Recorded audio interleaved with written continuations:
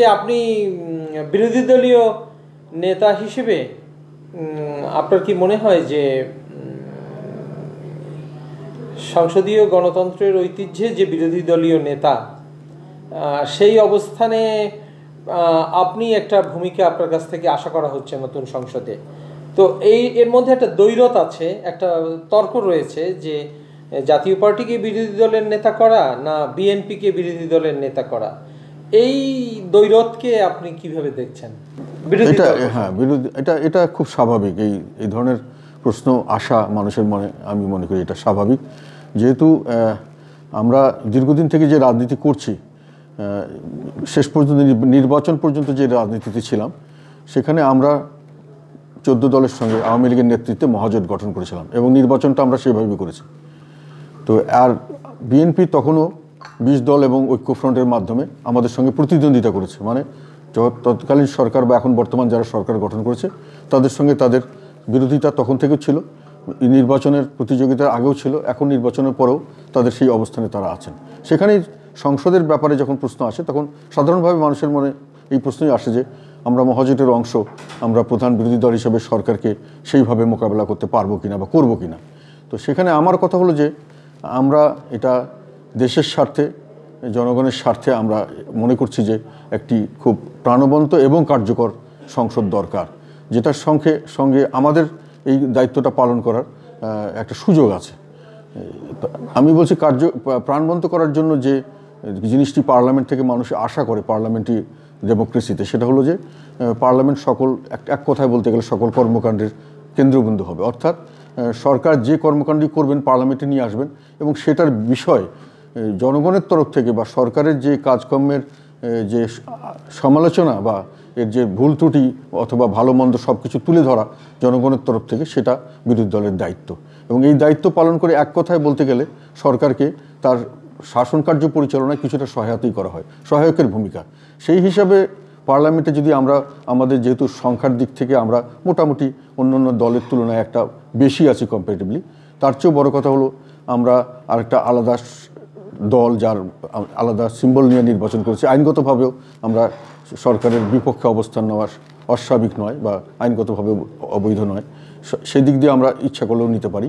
আর যদি আমরা সঠিকভাবে আমাদের দায়িত্ব, দেশ ও জনগণের প্রতি যে দায়িত্ব, সেটা যদি পালন করতে পারি এবং সেভাবে যদি সরকারকে সব কথা বলার সুযোগ এবং সুবিধা সরকারের তরফ থেকে আমরা পাই, তাহলে সংসদকে আমরা প্রাণবন্ত করতে পারবো। তবে এখানে একটা বিষয়, যেটা অবশ্য বিএনপির সঙ্গে আমি দ্বৈততার প্রশ্নে বলছি না, সংখ্যার দিক থেকে যেহেতু আমরা সরকারি দলের তুলনায় অনেক কম, সেখানে প্রশ্ন আসবে যে সমানে সমানে আমরা এটা পারবো কিনা। তো সেই ক্ষেত্রে আমার প্রশ্ন হলো যে আমাদেরকে সময়ের দিক থেকে যদি বিবেচনা করা হয়, সংসদ থেকে স্পিকার অথবা সরকারি তরফ থেকে যদি আমাদেরকে সময় বেশি দেওয়া হয় কথা বলার অথবা আমাদের বিষয়গুলি তুলে ধরার জন্য, তাহলে এই সংখ্যাটা হয়তো ততটা কার্যকর হবে না। আর দ্বিতীয়টা জিনিসটা হলো যে আমাদের কথাগুলিকে যদি সরকার থেকে গ্রহণ করা হয় বা এইটা নিয়ে গুরুত্বর সঙ্গে বিবেচনা করা হয় এবং বিবেচনা করার পরে যদি এগুলোর সঙ্গে সরকার যদি একমত হন, আমরা যদি গ্রহণযোগ্যভাবে তুলে ধরতে পারি এবং তার যুক্তি থাকে, যদি সরকার এটা গ্রহণ করেন, তাহলে সংসদটা কার্যকর হবে। এবং মানুষের প্রত্যাশাই হলো সংসদ থেকে যে আমাদের কথাগুলি তুলে ধরা এবং সরকারের তরফ থেকে এর একটা পজিটিভ রেসপন্স পাওয়া। আমরা সংসদে যদি আমরা নেতৃত্ব দিই এবং আমাদের সঙ্গে যদি অন্যান্য যারা আছেন, অন্যান্য দল, তারা যদি একই কাজ করেন, তবে সংসদটি আমি মনে করি যে এটা একই সঙ্গে যেমন প্রাণবন্ত হবে তেমন কার্যকর হতে পারে। আরেকটা ডিলেমা চলছে এখনো, যে একটা হ্যাংওভারের মতো, যে কেউ ভাবছে যে না, এখনো পর্দার আড়ালে হয়তো আলাপ আলোচনা চলছে যে তারা ক্যাবিনেটে ইন্ডাক্ট হতে পারে, নাকি এটা একদম ফয়সালা হয়ে গেছে। যে জাতীয় পার্টি কি ভাবছে, মানে মহাজোটের অন্যান্য শরিকদের সঙ্গে কথা বলে মনে হচ্ছে যে তারা আশা করছেন যে যেহেতু তাদের সঙ্গে একটা কথা ছিল যে সরকার এবং পুরোটাই একসঙ্গে থাকবে, মানে অর্থাৎ সরকারেও থাকবে মহাজোটের শরিকরা, এই জায়গাটা থেকে জাতীয় পার্টির অবস্থান কি? না, আমাদের অবস্থান খুব পরিষ্কার। এখন পর্যন্ত আমি যতটুকু জানি যে এটা পরিষ্কারভাবে বলা হয়েছে যে না, আমরা সরকারের অংশ হব না। আপনি নিজে ব্যক্তিগতভাবে একসময় বলতেন যে জাতীয় পার্টি সরকারে রয়েছে এবং সংসদে রয়েছে, এই দুটো অবস্থা সঙ্গে অসঙ্গতি রয়েছে এবং আপনি চাইতেন যে মন্ত্রীরা যাতে আমরা বুঝতাম আর কি এভাবে যে মন্ত্রীরা যাতে জাতীয় পার্টির মন্ত্রীরা না থাকেন। তো তাতে কি এবারের যে ডেভেলপমেন্টটা হলো এতে কি আপনি ব্যক্তিগতভাবে খুশি হয়েছেন যে জাতীয় পার্টি এখন অধিকতর সংসদীয় গণতন্ত্রে রীতিনীতি মেনে সত্যিকারের বিরোধী দলের ভূমিকা পালন করতে পারবে? নিশ্চয়ই। আমি মনে করি যে আমাদেরকে একটা ডেফিনিট জায়গায় থাকা উচিত ছিল এবং এখনও উচিত। আমরা যদি সরকারের অংশ হতাম তাহলে সরকারের অংশই থাকা উচিত, সেখানে বিরোধী দলের ভূমিকা সেভাবে পালন করার প্রশ্ন আসে না। তবে আমরা হয়তো যেহেতু প্রাইভেট মেম্বার্স হিসাবে, আমরা বেসরকারি সদস্য হিসাবে আমরা যে কোনো সময় সমালোচনা করতে পারি, সেটুকু করা যায়, কিন্তু সরকারের সঙ্গে থাকলে সরকারের বিরুদ্ধে ভোট দেওয়া উচিত হবে না, সাংবিধানিকভাবে এটা সাংঘর্ষিক। আর যদি সরকারের বাইরে থাকি তাহলে আমরা সর্বতভাবে সরকারের বাইরে থাকাটাই উচিত। আমি মনে করি না হলে আমাদের মানুষের মনে আস্থা আসে না এবং আমাদের রাজনীতির কোনো সঠিক চরিত্র মানুষের কাছে চোখে পড়ে না।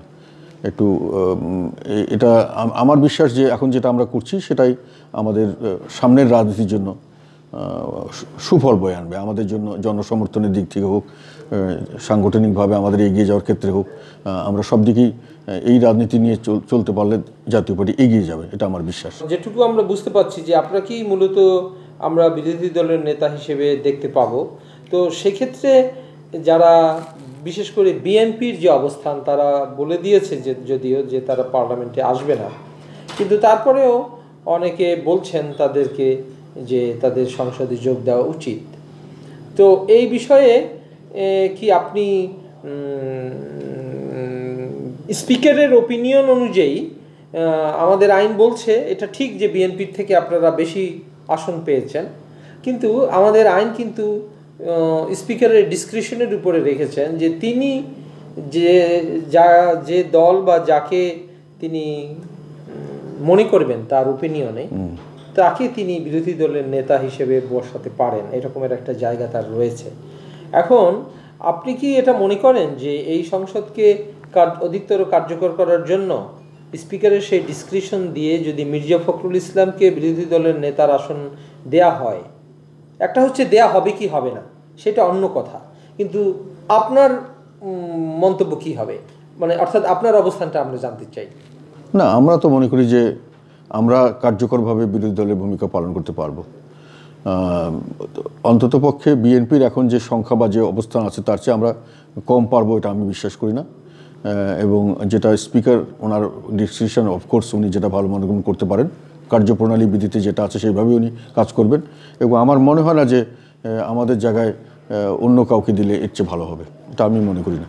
তো এখন একটা জিনিস আমরা অনেকবারই বলা হয়েছিল যে বিরোধী দল থেকে ডেপুটি স্পিকারের পদ দেওয়ার কথা একবার একটা সময়ে আওয়ামী লীগ নিজেই বলেছে। তো সেক্ষেত্রে কি আপনার মনে হয় যে ডেপুটি স্পিকারের পদ জাতীয় পার্টিকে দেওয়ার সুযোগ রয়েছে এবং সেটা দিলে সংসদ আর একটু বেশি কার্যকর বা একটা প্রাণবন্ত সংসদ হতে পারে? বিরোধী দলকে একটা ডেপুটি স্পিকারের পদ দেওয়ার বিষয়ে আমি আগেও অনেকবার, এটা আমি যখন সংসদে ছিলাম তখনও দাবি করেছিলাম। এটা খুবই একটা, আমি মনে করি, গ্রহণযোগ্য হওয়ার উপযুক্ততা আছে বা যুক্তি আছে এবং এমনও প্রস্তাব একবার করা হয়েছিল যে দুটো ডেপুটি স্পিকার রাখা হবে, একটা বিরোধী দল থেকে একটা সরকার থেকে, তবে সেইটা বোধহয় শেষ পর্যন্ত আইন পাশ করা হয়নি। তো বিরোধী দলকে একটা ডেপুটি স্পিকার দেওয়াটা আমি মনে করি ভালো হবে, খারাপ হবে না। যদি সরকার এই প্রস্তাবটা বিবেচনা করেন তো সংসদের জন্য এটা কার্যকর করার জন্য এটা ভালো পজিটিভ ভূমিকা রাখতে পারে।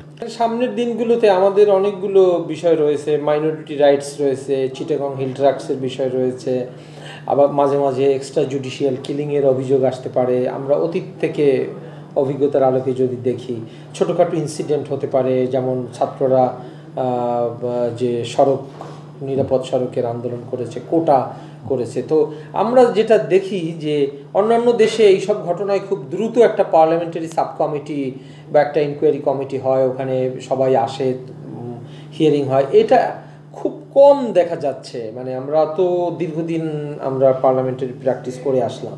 তো এই পার্লামেন্টে কি আপনি কি আশা করবেন বা চাইবেন বা আপনি কি ভাবছেন যে যখনই একটা এ ধরনের ঘটনা ঘটবে তখন পার্লামেন্টারি ওয়াচডগ যে তার কাজটাই তো হচ্ছে কালেকটিভ রেসপন্সিবিলিটির জায়গাটা তাকে নিশ্চিত করা, যে ক্যাবিনেট তার কাছে রেসপন্সিবল থাকবে এবং ক্যাবিনেটকে সবসময় সে কোশ্চেন করবে, সে যে লেজিসলেশন নিয়ে আসবে সেগুলোকে সে চ্যালেঞ্জ করবে, তাকে সে থামিয়ে দেওয়ার চেষ্টা করবে যদি অযথাযথ হয়। তো সেই ক্ষেত্রে আপনার মনে হয় কি যে আপনি কতটা কি করতে পারবেন, বা আপনি কিভাবে ভাবেন, আপনার স্বপ্নটা আমরা জানতে চাইছি। আমি স্বপ্ন প্রথমে যেটা বলেছি সেটা হলো যে আমরা এগুলো তুলে ধরব, আপনি যেভাবে বললেন সেভাবেই তুলে ধরতে চাইব, এবং এগুলো আমরা চাইবো যে এগুলো তুলে ধরার সুযোগ আমাদেরকে দেওয়া হোক।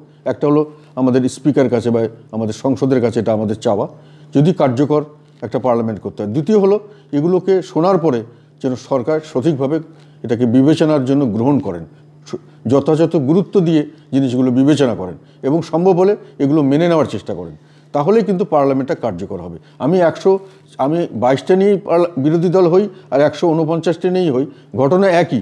যদি আমাকে সংসদে কথা বলতে না দেওয়া হয়, যদি আমার কথাগুলোকে বিবেচনা করা না হয় এবং আমার কথাগুলো গ্রহণ করা না হয়, তাহলে আমি যে যতটুকু শক্তিশালী বা দুর্বল যাই বলি, আমি এই 22 জন নিয়েও আমি যদি একই অবস্থায় পড়ি তাহলে একই অবস্থা হবে। কিন্তু 22 জন নিয়েও যদি আমি কথা বলতে পারি এবং আমি যদি কথা বলি এবং সরকার যদি সেই কথাগুলি শুনেন এবং বিবেচনা করেন এবং গ্রহণ করেন, যেটা যুক্তিসঙ্গত কারণে গ্রহণ করা উচিত সে ধরনের জিনিস, তাহলে পার্লামেন্ট শক্তিশালী হবে এবং কার্যকর হবে। আমার স্বপ্ন সামনের পার্লামেন্টটা যেন শক্তিশালী প্রাণবন্ত একটি পার্লামেন্ট হয় এবং যেটাকে কার্যকর পার্লামেন্ট হিসেবে সারা দেশবাসীর একটা আশ্রয়স্থল হয়। সারা দেশবাসীর সমস্ত ধরনের কথাবার্তা এবং তাদের মনের ক্ষোভ, আশা, আকাঙ্ক্ষার, প্রত্যাশার যেন এখানে পার্লামেন্টের মাধ্যমেই এটা পূরণ হয়। এটা আমার একটা স্বপ্ন। আরেকটা জিনিস, সংসদের আমাদের দেশে যেটা গড়ে উঠেছে এবং একসময় বঙ্গবন্ধু এটা মানতেন এবং ব্রিটিশ পলিটিক্সেও সেটাই একেবারে এখন তো নিরবচ্ছিন্নভাবে মানা হচ্ছে, যে যিনি লিডার অফ দ্য হাউস হন তিনি প্রাইম মিনিস্টার একই ব্যক্তি হন না। তো আমার মনে হয় যে এবারে আমরা যে ক্যাবিনেটে যে চেঞ্জটা আপনি দেখলেন, যে এদেশের পলিটিক্যাল হিস্ট্রিতে কিন্তু এই চেঞ্জটা একটা অনেক দিন পরে একটা একটা একটা ব্যতিক্রমী মাত্রা আছে এবারের চেঞ্জটার। তো আপনার কাছ থেকে এই চেঞ্জটা কেন এভাবে, এর কি কনসিকুয়েন্স আপনি দেখেন আমাদের পলিটিক্যাল ডিসকোর্সে? আওয়ামী লীগ হলে তো মানে সেটা একই কথা, যে পলিটিক্সই কন্ট্রিবিউট করা হলো। তো সেটার একটা আপনি একটুখানি মূল্যায়ন করুন, আর এটা আপনি বলুন যে আপনি কি মনে করেন যে আমরা একটা ম্যাচিউরিটির জায়গায় এসেছি, যে এখন আমরা কি যিনি লিডার অফ দ্য হাউস তাকে কি আমরা একজন আলাদা কাউকে দেখতে পাই কিনা, লাইক নাম না বলে তারপরে যে তোফায়েল আহমেদ বা মতিয়া চৌধুরীর মতো লোককে আমরা লিডার অফ দ্য হাউস হিসেবে দেখলে এই পার্লামেন্টকে ফাংশনাল করার ক্ষেত্রে সেটা একটুখানি গতি বা অন্য মাত্রা আনতে পারি কিনা, আপনি কি ভাবছেন? না, আমার মনে হয় কতগুলো জিনিসে আমাদের একটু ক্ষমতাটাকে কিছুটা হলো বিকেন্দ্রীকরণ বলবো না, কিছুটা হলো ভাগ করে নেওয়া উচিত। পৃথিবীর অন্যান্য দেশে যেটা আছে, যেমন পার্টি প্রধান সাধারণত প্রাইম মিনিস্টার অনেক দেশে হন না, যারা পার্টি চালাবেন পার্টির এক্সিকিউটিভরা সাধারণত মন্ত্রীও হন না, তারা পার্টি চালান। এর সঙ্গে পার্টির সঙ্গে মন্ত্রিসভা এবং সরকারের একটা ব্যারিয়ার বা একটা আবরণ থাকা উচিত বা একটা ফেন্স থাকা উচিত। এটাকে মেনটেন করা যেমন উচিত, সেরকম সংসদীয় নেতা এবং যদি প্রাইম মিনিস্টার এক না হন তাহলে এখানে একটা ব্যারিয়ার থাকে। তাহলে হয় কি, সকলেরই একটা জবাবদিহিতার মধ্যে আসতে হয়। এককভাবে ঢালাওভাবে জবাবদিহিতার জায়গাটাকে একজনের খানে সব দায়িত্ব এবং জবাবদিহিতা না এসে ভাগ হলে তাদের দায়িত্ব ভাগ থাকে এবং একজনকে কাউন্টার ব্যালেন্স করতে পারেন। এটাতে আমি মনে করি যে গণতান্ত্রিক প্রক্রিয়া লাভবান হবে, সামনের দিকে মানুষ এগিয়ে যাওয়ার সুযোগ পাবে। যেহেতু একেবারেই যত ভাগ করা যায় দায়িত্ব এবং দায়িত্বের সঙ্গে যে জবাবদিহিতা আছে তার স্থানটা যত ভাগ করা যায় আমি মনে করি তত এটা কার্যকর হয়। তবে আমাদের মতো দেশে, তৃতীয় বিশ্বে অনেক সময় দেখা যায় যে এইগুলো প্রসেসে আমরা সাধারণভাবে আমাদের নানান কিছু রীতিনীতির কারণে অনেক সময় আমাদের সোশ্যাল স্ট্রাকচারের কারণে যেমন আমরা একটা পরিবারতন্ত্র, এক ধরনের পারিবারিক বাবার পরে ভাই, তারপরে তার ছোট ভাই, এরকম একটা মেনে চলা হয়। এটা আমরা রাজনীতিতে অনেক সময় ফলো করতে চাই। তার ফলে ওই কিছুটা হলেও একজনের কর্তৃত্বটাকে আমরা ওইভাবেই গ্রহণ করি। আমাদের সংস্কৃতিতেই আমাদের দেশে এটা চালু হয়ে গেছে। কিন্তু যতটুকু ভাগ করতে পারলে আমি মনে করি যে জবাবদিহিতাটা অনেক ভালো হতো এবং সেখানে দায়িত্বপূর্ণভাবে কাজ করার সুযোগও বেশি বৃদ্ধি হতো এবং মানুষে নিজের অবস্থানে থেকে নিজের কাজটাকে সঠিকভাবে করতে পারতেন এবং যেখানে যেটা ভুল ত্রুটি হচ্ছে আর একটি অঙ্গ থেকে সেটাকে একটা কাউন্টার করার অবস্থা থাকতো। এটা করতে পারলে ভালো আমি মনে করি। আমাদের দেশের সংস্কৃতিতে এটা হয়তো হচ্ছে না, হয়তো সামনেও কিছুদিন হবে না, কিন্তু একসময় এটা করতে পারলে আমি মনে করি এটা ভালো হবে দেশের জন্য। আপনার দলে আপনি যেটা বলছেন যে আপনার সম্পর্কে যদি এই সমালোচনা করা হয় যে আপনি তো আপনার বড় ভাইয়ের পরে ছোট ভাই হিসেবে আসছেন, সেই সমালোচনা করা হলে আপনি তার জবাবে কি বলবেন? আমি বড় ভাই হিসেবে ছোট ভাই যে আসছি এটা যেমন সত্য, তবে আমি আবার নিজের উপযুক্ততা নিয়ে এসেছি এটাও আমি মনে করি সমানভাবে গ্রহণযোগ্য হবে। কারণ আমি হঠাৎ করে আসিনি, আমি 96 সালে প্রথম পার্লামেন্ট নির্বাচন করে এসেছি, তখন আমার ভাই জেলখানায় ছিলেন, উনি ক্ষমতায়ও ছিলেন না। সেই সময় কিন্তু আমি মোটামুটি একেবারে ওনার স্নেহ বা ওনার হাত ধরে এসেছি এটা বলা যাবে না। He was in jail, he was out of power. আমি 96 সালে প্রথম পার্লামেন্ট নির্বাচিত হয়েছি। 2001 সালেও আমি কিন্তু পার্লামেন্টে নির্বাচিত হয়েছি এবং তারপরে 2008 সালেও আমি পার্লামেন্টে নির্বাচিত হয়েছি এবং সবসময় দলীয় কর্মকাণ্ডের সঙ্গে জড়িত ছিলাম। সবসময় দলের শীর্ষস্থানীয় কাজে নীতি নির্ধারণ এবং বিভিন্ন ঝুঁকিপূর্ণ হোক আর স্বাভাবিক কাজকর্ম হোক সব কিছুতেই আমি জড়িত ছিলাম। তো দেশের জনগণ সহ আমার পার্টির নেতাকর্মীদের মধ্যে আমার সেই গ্রহণযোগ্যতা আছে যে আমি এই ধরনের পদে যেতে পারি। ওনার ভাই হিসাবে একটা সুবিধা হয়েছে যে এটা সকলেরই হয় এবং সব দেশেই হয়, সেটা হলো পরিচিতি। প্রথম পরিচয় হলো এসএ সাহেবের ভাই। এই পরিচিতি পাওয়ার জন্য অনেক লোককে চেনার জন্য অনেক লোককে অনেক বেশি কাঠখড় পোহাতে হয়, আমাকে হয়তো এটা পোহাতে হয়নি। এইটুকুর ছাড়া বাকি অ্যাডভান্টেজ আমি মনে করি অন্য কোনো ব্যাপারে আমার। আপনাকে কি আমরা জাতীয় পার্টির পরবর্তী চেয়ারম্যান হিসেবে ভাবতে পারি কিনা? এটা ডিপেন্ড করে অনেক কিছুর উপর। এখন পর্যন্ত তো উনি আমাকে চেয়ারম্যান হিসেবে মানে দায়িত্ব দিয়েছেন ওনার অবর্তমানে করার জন্য এবং উনি চিকিৎসাধীন কারণে বাইরে থাকলেও আমি দায়িত্ব পালন করব, এটা উনি জানিয়েছেন।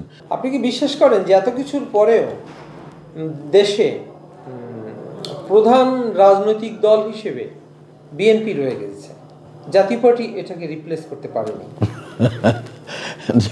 না, এখন পর্যন্ত ঠিক আছে, এটা কথাটা ঠিক। তবে ভবিষ্যতে আমরা পারবো না এরকম কোনো কথা নেই। আমরা এখন পর্যন্ত নেই, বিরোধী দল প্রধান হওয়ার প্রশ্ন আসে না, যেহেতু আমরা তো সরকারের সঙ্গে জোট করেছিলাম, সেই জোটে আমরা নির্বাচন করেছি, কাজেই আমরা তো বিরোধী দল ছিলাম না। এখন আমরা বিরোধী দলের রোল প্লে করছি, যেহেতু আমরা দেখছি যে সংসদকে কার্যকর করতে, দেশের জনগণের কথা বলতে, সংসদকে ব্যবহার করতে আমাদের একটা ভূমিকা না নিলে এই জায়গাটাতে জনগণ বঞ্চিত হবে এবং হয়তো দেশ ভালো চলবে না। গৃহপালিত বিরোধী দলের দুর্নাম আপনাদেরকে বহন করতে হবে না, গৃহপালিত বিরোধী দলের দুর্নামটা আমি অ্যাকসেপ্ট করতে চাই না, সেটা কার্যক্রমের পরেই বোঝা যাবে। আমরা যদি ফাংশন করতে পারি প্রপারলি, যেটাতে জনগণ লাভবান হয়, তাহলে এটা গৃহপালিত হওয়ার কোনো কারণ আমি দেখি না। আর যেটা বলা হয় সংসদে বেশি করে উচ্চকণ্ঠে চিৎকার করলে বা বেশি ভায়োলেন্টভাবে রিয়াক্ট করলে যে বিরোধী দল হওয়া যায়, এটা আমি মনে করি আমার ধারণা, এই ধরনের ধারণা মানুষের মধ্যে আছে যে এনারা তো এত বিরাটভাবে ধাক্কা দিচ্ছে না, সরকার পরিবর্তনের কথা বলছে না, সরকার থেকে হটানোর কথা বলছে না, কিন্তু এটা বললেও কিন্তু কোনো লাভ হবে না। বাংলাদেশের যেটা বাস্তব আমাদের সাংবিধানিক প্রক্রিয়া, সেখানে সংসদের ভিতরে আমি যতই সংখ্যাধিক্য থাকুক, যাই কিছু থাকুক, সংসদের মাধ্যমে সরকারকে পতন ঘটানো যায় না এবং স্ট্রিট ফাইট করেও যে সরকারকে পতন করানো যায় না, সেটা 2014 নির্বাচনের পরে বোঝা গেছে। ঐক্যফ্রন্ট এবং বিএনপির পলিটিক্স সম্পর্কে বলুন, তাদেরকে সংসদে যোগ দেওয়ার ব্যাপারে আপনার কি অবস্থান? আপনি কি আহ্বান জানিয়েছেন? না, আমি আহ্বান জানাইনি, যেহেতু এটা আমি মনে করি যে এটা তাদের নিজস্ব ব্যাপার, তাদের রাজনীতি, ওনারা যেটা ভালো মনে করে করবেন ওটাই আমি মনে করি। এইসব ব্যাপারে আমাদের অ্যাডভাইস যদি উনি না চান, আমি কেন অ্যাডভাইস দিতে যাবো? ওনার নিজস্ব তাদের একটা রাজনীতি আছে, তাদের চিন্তাধারা আছে, তারা যেটা ভালো মনে করবেন সেটাই করবেন।